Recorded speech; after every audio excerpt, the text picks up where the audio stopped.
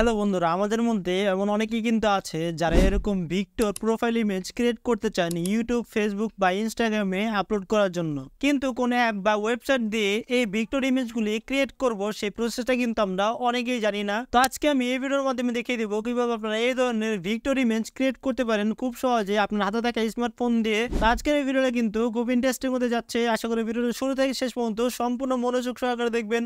আসসালামু আলাইকুম, আমি আছি Yasin Ahmed and watching now tech by 390। ভিডিওটি শুরু করার আগে আপনি যদি আমাদের এই ছোট্ট পরিবারের সদস্য না হয়ে থাকেন তাহলে please subscribe this channel, hit the like button আর কমেন্টের মাধ্যমে জানিয়ে দিবেন এই ভিডিওটি কেমন লেগেছে। So let's begin. সরাসরি ফোনের স্ক্রিনে গিয়ে এই প্রসেসটি দেখি।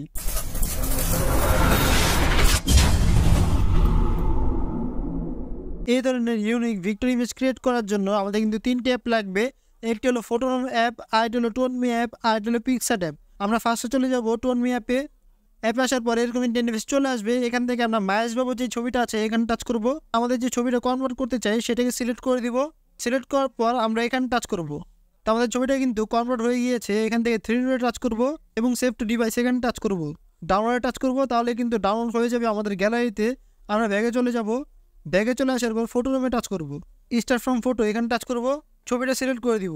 তাহলে দেখতে পাবেন আমাদের যে ব্যাকগ্রাউন্ডটা আছে সেটা রিমুভ হচ্ছে। ট্রান্সপারেন্ট এখানে টাচ করব এবং এক্সপোর্ট এখানে টাচ করব। সেভ টু গ্যালারি এখানে টাচ করব। তারপর আমরা ব্যাগে চলে যাব, পিকচার অ্যাপে টাচ করব, প্লাসে টাচ করব। এরপর ব্ল্যাঙ্ক একটি অপশন আছে এখানে টাচ করব। একটু স্ক্রল করে ডানে চলে যাব, শেপে টাচ করব। শেপে টাচ করার পর এরকম ইন্টারফেস চলে আসবে। এখান থেকে আমরা একটু বড় করে নিব। এটাকে বড় করার পর আমরা কালারে টাচ করব এবং এখানে টাচ করে কালারটা সিলেক্ট করে নিব। আমরা কী কালার দিতে চাই, আমি ইয়েলো রাখছি। টিকে টাচ করব, আবার এখান থেকে টিকে টাচ করে দিব। এরপর স্ক্রল করে বামে চলে যাব, অ্যাড ফটো এখানে টাচ করব। আমরা যেই ফটোটা আগে সিলেক্ট করে দিয়েছি সেটা এখানে সিলেক্ট করে দিব এবং অ্যাডে টাচ করব। ছবিটাকে একটু অ্যাডজাস্ট করে নিব বড় করে। বড় করার পর আমরা অপোজিটে একটু কমিয়ে দিব। কমিয়ে দেওয়ার পর আমরা ইরেজারে টাচ করব এবং আমরা যে এক্সট্রা ব্যাকগ্রাউন্ডটা আছে সেটাকে রিমুভ করে নিব। টিকে টাচ করব, অপোজিটকে বাড়িয়ে দিব। বাড়িয়ে দেওয়ার পরে এখান থেকে আমরা টিকে টাচ করব। রিমুভ করার পর আবার স্ক্রল করে ডানে চলে যাব। আবার শেপ একটা অপশন আছে এখানে টাচ করব। শেপে টাচ করার পর আবার কালারে টাচ করব। টাচ করার পর ব্ল্যাঙ্ক একটি অপশন আছে এখানে টাচ করব। তারপর বর্ডারে টাচ করব। এরপর আমরা বর্ডারের যে কালারটা আছে সেটা ব্যাকগ্রাউন্ড অনুযায়ী সিলেক্ট করে নিব। টিকে টাচ করব।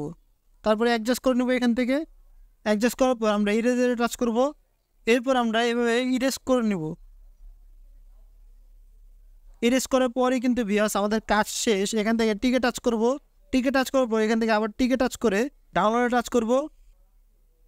এরপর সেভ আস জেপিজি এখানে টাচ করব।